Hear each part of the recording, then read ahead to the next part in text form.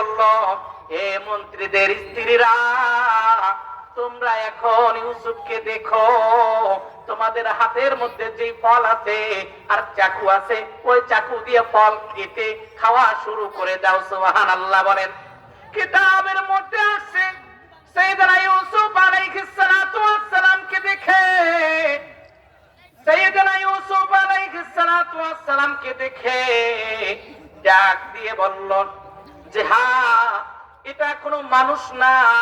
ওয়াকুলনা হাশা লিল্লাহি মা হাযা বাশারা ইন হাযা ইল্লা মালাকুন কারীম।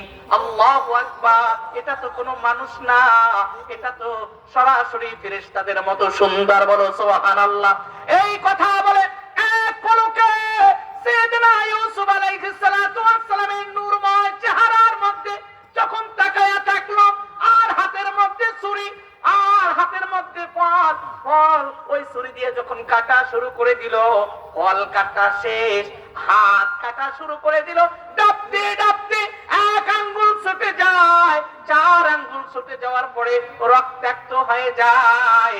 অমনি করে হুঁশ এসেছে এইবার, হায় হায়, ফল কাটা শেষ, আমার আঙ্গুল কাটাও শেষ, কিন্তু টের পেলাম না। কারণটা কি?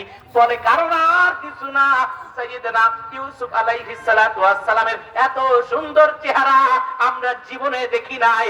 এটা তো মানুষ না, সরাসরি ফেরেশতা। আর এই ফেরেশতাদের দিকে তাকালে নিজেদের আর হুঁশ ঠিক থাকে না। আল্লাহু আকবার। সাথে সাথে সবাই ফল কাইটা, হাত কাইটা লাইছে, রক্তাক্ত হয়ে গেছে।